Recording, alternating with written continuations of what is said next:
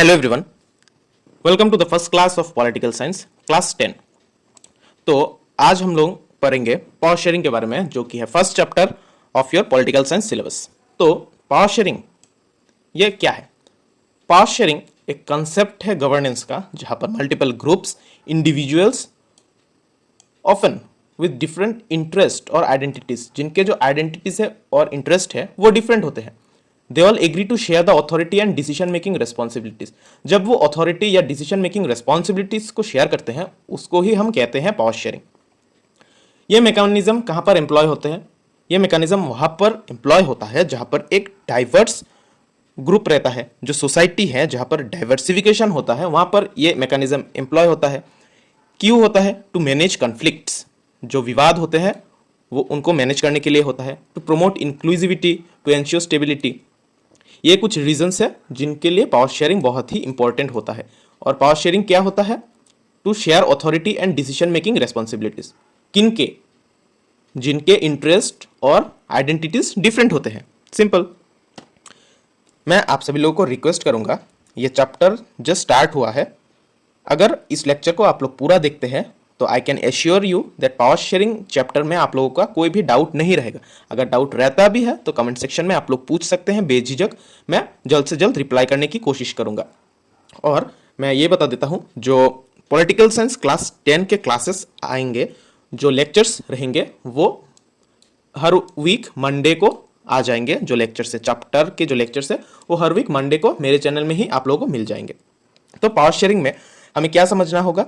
दो कंट्रीज के बीच हम लोग कंपैरिजन करेंगे। पहला हुआ बेल्जियम, उसके बाद हुआ श्रीलंका। पहले हम स्टार्ट करेंगे बेल्जियम के साथ। तो बेल्जियम एक छोटा सा कंट्री है यूरोप में, जो बॉर्डर शेयर करता है फ्रांस, नीदरलैंड्स, जर्मनी और लग्जमबर्ग के साथ। यहाँ का जो एथनिक कंपोजिशन है वो बहुत ही कॉम्प्लेक्स है। ये एक बहुत ही छोटा कंट्री है, पर जो कंपोजिशन है वो बहुत ही कॉम्प्लेक्स है। क्यों कॉम्प्लेक्स है वो भी मैं बताऊंगा, कंफ्यूज मत होइएगा, मैं बहुत ही क्लियरली कॉन्सेप्ट समझा दूंगा आप लोगों को। तो यहां पर समझिए, ध्यान से समझना। 59% lives in Flemish region and speaks Dutch language. यहां पर जो 59% है वो है टोटल पॉपुलेशन का 59%। टोटल पॉपुलेशन का 59% रहते हैं फ्लेमिश रीजन में जो डच बोलते हैं। जो दूसरे जो 40% लोग हैं वो लोग कहाँ रहते हैं? वलोनिया में, और फ्रेंच स्पीक करते हैं। और जो रेस्ट 1% है वो लोग जर्मन स्पीक करते हैं। तो यहाँ पर क्या हुआ? जो जर्मन स्पीकिंग है वो तो एकदम माइनॉरिटी हो गया। जो 59% means majority Dutch language speak करते हैं। जो 40% है वो फ्रेंच स्पीक करते हैं। अब आते हैं जो कॉम्प्लेक्सिटी है, वो कॉम्प्लेक्सिटी क्या है वो समझ लेते हैं। In the capital city Brussels, Brussels Belgium का कैपिटल सिटी है, 80% people speak French while 20% are Dutch speaking. जहां पर हमने देखा था 59% डच स्पीकिंग थे टोटल पॉपुलेशन में, पर ब्रुसेल्स में ओनली 20% लोग ही डच बोलते हैं। और जहां पर 40% फ्रेंच स्पीकिंग थे टोटल पॉपुलेशन में, और यहां पर हम लोग देख सकते हैं 80% लोग फ्रेंच बोलते हैं। कहां पर? ब्रुसेल्स सिटी में, जो कि बेल्जियम का कैपिटल है। उसके बाद हम समझ लेते हैं, Dutch speaking community got the benefit of economic development and education much later. क्यों लेटर मिला उन लोगों को? पर डच स्पीकिंग जो कम्युनिटी है वो लोग तो टोटल पॉपुलेशन में तो 59% थे, पर उन लोगों को जो इकोनॉमिक और एजुकेशनल डेवलपमेंट है वो लेटर क्यों मिला? ये मिला क्योंकि जो ब्रुसेल जो कैपिटल सिटी में है वहाँ पर डच स्पीकिंग लोग माइनॉरिटी में हैं, और जो फ्रेंच स्पीकिंग है वो लोग हैं मेजोरिटी में। इसी वजह के लिए इकोनॉमिक डेवलपमेंट और एजुकेशन डच लोगों को बहुत ही लेट मिला। उसके वजह से क्या हुआ? 1950s और 1960s में एक्यूट टेंशंस क्रिएट हुए डच स्पीकिंग और फ्रेंच स्पीकिंग कम्युनिटी के बीच में। क्यों हुआ? ये तो बहुत ही इजी कॉन्सेप्ट है। वो लोगों को जो अपॉर्चुनिटीज मिलने चाहिए थे वो अपॉर्चुनिटीज नहीं मिल रहे थे मेजॉरिटी होने के बावजूद। तो इसीलिए जो फ्रेंच स्पीकिंग कम्युनिटीज है और जो डच स्पीकिंग कम्युनिटीज है उनके बीच एक क्लैश हो गया था। एक्यूट टेंशन का मतलब होता है क्लैश, और जो टाइम हमें याद रखना पड़ेगा 1950s से लेकर 1960s में। कहां पर हुआ? ब्रुसेल्स में, जो कि बेल्जियम का कैपिटल सिटी है। तो ये तो वही है, Brussels represented A special problem. The Dutch speaking people constituted A majority in the country but A minority in the capital. ये तो हमने डिस्कस कर लिया बेल्जियम के बारे में। अब हम डिस्कस करेंगे श्रीलंका के बारे में।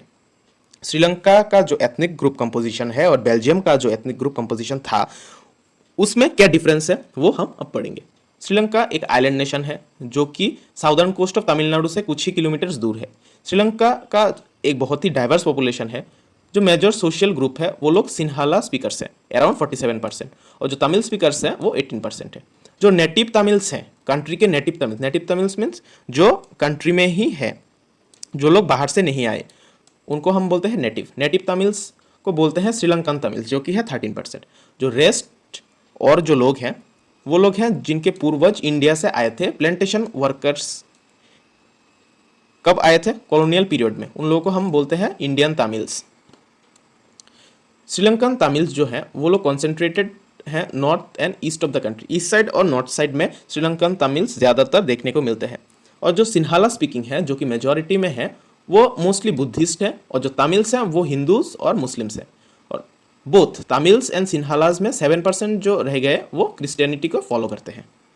आई होप यहाँ तक आप लोगों को पूरा जो कंसेप्ट है वो क्लियर हो गया होगा। जो डिफरेंस है बेल्जियम और श्रीलंका के बीच में वो भी क्लियर हो चुका होगा।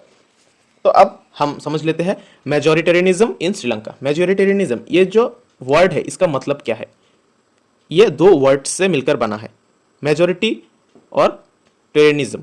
मेजॉरिटी का मतलब होता है जो लोग ज़्यादा हैं उनको ही तो हम मेजॉरिटी बोलते हैं, और टेरियनिज्म ये मैंने स्प्लिट कर दिया, इसका मतलब है मेजॉरिटी लोगों के लिए जो rules and regulation and privileges दिए जाते हैं वही कंसेप्ट को मेजॉरिटेरियनिज्म बोलते हैं। तो हम पढ़ेंगे श्रीलंका में जो सिन्हालास थे वो लोग मेजॉरिटी में थे, उनके लिए क्या क्या प्रिविलेजेस थे वो हम अब स्टडी करेंगे। Sri Lanka emerged as an independent country 1948 में उन लोगों को आज़ादी मिला इंडिया के एक साल बाद। जो लीडर्स थे सिन्हाला कम्युनिटी के वो डोमिनेंस को सिक्योर करने के लिए जो मेजॉरिटी है, मेजॉरिटी लोगों के साथ ही गवर्नमेंट बनाए थे, इसलिए मेजॉरिटी लोग जो है उनका एक दबदबा बना रहता है। The democratically elected government adopted a series of majoritarian measures to establish Sinhala supremacy। तो डेमोक्रेटिकली इलेक्टेड गवर्नमेंट जो कि पहले ही सिन्हाला लीडर से बना हुआ है वो लोग कुछ मेजोरिटेरियन मेजर्स एडॉप्ट किए थे जो कि सिन्हाला की सुप्रीमेसी को बढ़ाता है। उसके बाद 1956 में एक एक्ट पास किया गया था जहां पर सिन्हाला लैंग्वेज को ऑफिशियल लैंग्वेज का दर्जा दिया गया था। सो इसके वजह से क्या हुआ, दिस डिसरिगार्डेड तमिल, जो तमिल लैंग्वेज है उसको ह्यूमिलिएट किया गया था। The government measures coming one after the other gradually increase the feelings of alienation among the Sri Lankan Tamils. जो एक के बाद एक एक्ट लाए जा रहे थे उनसे क्या हो रहा था, जो सिन्हाला कम्युनिटी है उनका तो प्रॉफिट हो रहा था, उनका तो सुप्रीमेसी दबदबा बना रह रहा था, पर जो श्रीलंकन तमिल्स है उनका एलियनेशन हो जा रहा था। तो उसके लिए क्या हुआ, the constitution and government policies denied them equal political rights, discriminated against them in getting jobs and other opportunities and ignored their interest। जो तमिल लोग थे उनके जो इंटरेस्ट है वो इग्नोर किया जा रहा था, उनको डिस्क्रिमिनेट किया जा रहा था जॉब्स और दूसरे अपॉर्चुनिटीज के वक्त, उनका इक्वल पॉलिटिकल राइट छीन लिया गया था सिन्हाला डोमिनेंस की वजह से। The relation between the Sinhala and Tamil community strained over time. जो रिलेशनशिप थे सिन्हाला कम्युनिटी और तमिल कम्युनिटी में वो समय समय में बहुत ही बुरा हो रहा था। The Sri Lankan Tamils launched parties and struggles for the recognition of Tamils as an official language, for regional autonomy and equality of opportunities in securing education and jobs. जो सिन्हाला कम्युनिटीज थे उनका जो दबदबा बना रह रहा था उसके लिए श्रीलंकन तमिल्स ने क्या किया, वो लोग दूसरे पार्टीज लॉन्च करने लगे थे, नए नए स्ट्रगल्स शुरू होने लगे थे। क्यों? उनके रिकॉग्निशन के लिए, जो तमिल लैंग्वेज है उसको भी ऑफिशियल लैंग्वेज का दर्जा देने के लिए ही ये सब हो रहा था। रीजनल ऑटोनॉमी के लिए, इक्वली अपॉर्चुनिटी के लिए, एजुकेशन और जॉब्स में प्रॉपर अपॉर्चुनिटी पाने के लिए ये हो रहा था। Their demand for more autonomy to provinces populated by the Tamils was repeatedly denied. उन लोगों के जो डिमांड्स थे, तमिल लोगों के जो डिमांड्स थे वो रिपीटेडली डिनाई हो जा रहे थे। क्यों हो रहे थे? क्योंकि सिन्हाला कम्युनिटीज थे मेजोरिटी में और जो तमिल्स थे वो माइनॉरिटी में थे। तो मेजोरिटेरियनिज्म की वजह से क्या हो रहा था, जो तमिल्स है उन लोगों के जो डिमांड्स थे वो रिपीटेडली डिनाई हो रहे थे। By 1980s, several political organizations were formed demanding an independent Tamil LM in northern and eastern parts of Sri Lanka. 1980 में क्या हुआ था, जो बहुत सारे पॉलिटिकल ऑर्गेनाइजेशंस थे फॉर्म हुए थे, वो क्या डिमांड कर रहे थे, इंडिपेंडेंट तमिल एलएम, ए सेपरेट स्टेट, एक सेपरेट स्टेट चाहिए था उन लोगों को। वो लोग डिमांड कर रहे थे एक सेपरेट स्टेट, क्योंकि उन लोगों के जो डिमांड्स थे वो फुलफिल नहीं हो रहे थे, वो लोग एक्सप्लॉइटेड हो रहे थे। तो इसीलिए वो लोग एक नए स्टेट के लिए डिमांड कर रहे थे, और जो इंडिपेंडेंट स्टेट है उसका नाम क्या हो रहा था, द इंडिपेंडेंट तमिल एलएम। ये कहां पर इसका डिमांड किया जा रहा था in the northern and eastern parts of Sri Lanka. The distrust between the two communities turned into widespread conflict and it turned into civil war. ये कॉन्फ्लिक्ट इतना खतरनाक था कि ये एक सिविल वॉर में टर्न हो जा रहा था। Thousands of people of both communities have been killed.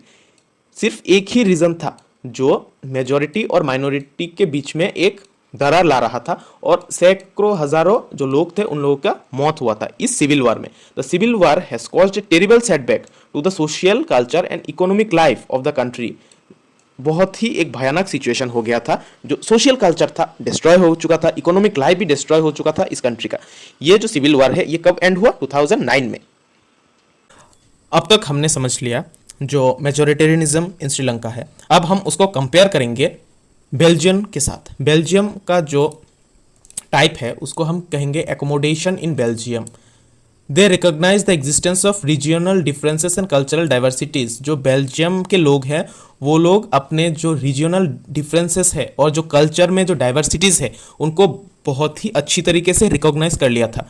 1970 और 1993 के बीच में उनका जो कॉन्स्टिट्यूशन है वो 4 बार ऑलरेडी अमेंड हो चुका था। अब क्यों हुआ था? ये हुआ था जो सब लोग एक साथ रह पाए इसके वजह से। That would enable everyone to live together within the same country. जो डाइवर्सिटी है वो भी बढ़िया रहे, जो रीजनल डिफरेंसेस है वो भी एक्सेप्ट करते हुए बेल्जियम ने 4 बार अपना कॉन्स्टिट्यूशन अमेंड कर लिया था। ये कौन सी टाइम में हुआ था? 1970 से 1993। The arrangement was very innovative. उनका जो अरेंजमेंट था, जो कॉन्स्टिट्यूशन का अरेंजमेंट, वो बहुत ही इनोवेटिव था, बहुत ही यूनिक था, बहुत ही आई कैची था, जिसके वजह से जो diversified regional and cultural diversities थे, वो जो लोग थे जो डाइवर्सिफाइड थे वो लोग एक साथ रह पाए, इसीलिए ये इनोवेटिव अरेंजमेंट किया गया था। अब एलिमेंट्स ऑफ बेल्जियन मॉडल समझने से पहले मैं आप सभी लोगों को बता देता हूं, अगर आप लोगों को मेरा ये लेक्चर पसंद आता है तो स्क्रीन में दिए हुए QR कोड को स्कैन करके आप लोग मुझे डोनेट कर सकते हैं। जो भी आपका मन करे वो आप डोनेट कर सकते हैं, अगर आप लोगों को मुझे मेरा लेक्चर पसंद आए तो हम समझ लेते हैं elements of Belgian model. Belgian model में 4 एलिमेंट्स है। पहला है Constitution prescribes that the number of Dutch and French speaking ministers shall be equal in the central government. Constitution prescribe करता है number of Dutch and French speaking minister equal होना चाहिए central government में। कुछ special laws जरूरी थे जो कि majority of members of each linguistic group को सपोर्ट करे। No single community can make decision unilaterally. कोई भी सिंगल कम्युनिटी खुद से कोई डिसीजन नहीं ले सकता था। ये रहा फर्स्ट एलिमेंट। अब बात कर लेते हैं सेकंड एलिमेंट के बारे में। Many powers of the central government have been given to state government of the 2 regions of the country. The state governments are not subordinate to the central government. जो central governments के जो power हैं, बहुत सारे power state government को भी दिए गए हैं। दोनों ही रीजन्स के स्टेट गवर्नमेंट को ही दिए गए हैं। जो स्टेट गवर्नमेंट है वो सेंट्रल गवर्नमेंट का सबऑर्डिनेट नहीं है। अब थर्ड पॉइंट अगर पढ़ ले हम, Brussels has a separate government in which both communities have equal representation. Brussels जो कि कैपिटल सिटी है बेल्जियम का, उसमें एक सेपरेट गवर्नमेंट है जिसमें जो फ्रेंच स्पीकिंग और डच स्पीकिंग कम्युनिटी है दोनों के ही इक्वल रिप्रेजेंटेशंस हैं उसमें। French speaking people accepted equal representation in Brussels because the Dutch speaking community has accepted equal representation in the central government. Central government किनसे बनता है? Majority of the population. Majority of the population Dutch majority में है। Dutch speaking लोगों ने जो central government है उसमें फ्रेंच स्पीकिंग लोगों को भी इक्वल राइट्स दिए हैं। सो इसलिए फ्रेंच स्पीकिंग लोगों ने भी जो ब्रुसेल्स में सेपरेट गवर्नमेंट है उसमें डच स्पीकिंग लोगों को भी इक्वल रिप्रेजेंटेशंस दिया है। तो 3 एलिमेंट्स कंप्लीट हो चुके हैं। अब हम चौथे के बारे में डिस्कस कर लेते हैं। Fourth, apart from the central and state government, there is a third kind of government. This community government is elected by people belonging to one language community, Dutch, French and German speaking. No matter where they live, this government has the power regarding cultural, educational and language related issues. एक तो है central government, एक है state government और जो तीसरा है वो है कम्युनिटी गवर्नमेंट। ये कम्युनिटी गवर्नमेंट क्या है? ये कम्युनिटी गवर्नमेंट एक थर्ड काइंड ऑफ गवर्नमेंट है जिसमें लोग इलेक्ट होते हैं belonging to one language community. जो भी एक लैंग्वेज कम्युनिटी है, डच हो गया, फ्रेंच हो गया, जर्मन स्पीकिंग हो गया, इन कम्युनिटी से कोई भी लोग इलेक्ट होता है। ये मैटर नहीं करता कौन कहाँ पर रह रहा है। ये जो गवर्नमेंट है ये गवर्नमेंट को पावर मिलता है regarding cultural, educational and language related issues. ये जो इश्यूज है, इन इश्यूज के जो कन्फ्लिक्ट्स है, जो डिबेट्स है, उनके लिए राइट्स मिलते हैं इन कम्युनिटी गवर्नमेंट्स को। तो आज के लिए लेक्चर इतना ही रखते हैं। हम लोगों ने आज क्या समझा? हम लोगों ने समझा जो ब्रुसेल्स है, जो बेल्जियन मॉडल है, उसके बारे में हम लोग समझा। एकोमोडेशन इन बेल्जियम के बारे में हम लोग ने समझा। उसके बाद जो मेजोरिटेरियनिज्म इन श्रीलंका, उसके बारे में हम लोगों ने समझा। हम लोगों ने मेजोरिटेरियनिज्म और जो बेल्जियम का एकोमोडेशन मॉडल है, उनके बीच जो डिफरेंसेस है, उसको भी हम लोगों ने समझा। अगर किसी को कोई भी डाउट है, वो लोग कमेंट सेक्शन में पूछ सकते हैं, और जो चैप्टर का नेक्स्ट पार्ट होगा वो नेक्स्ट वीक मंडे को मैं अपलोड कर दूंगा। तो प्रॉपर नोटिफिकेशंस पाने के लिए चैनल को सब्सक्राइब करना मत भूलना। आज के लिए इतना ही, मिलते हैं नेक्स्ट लेक्चर में। Thank you.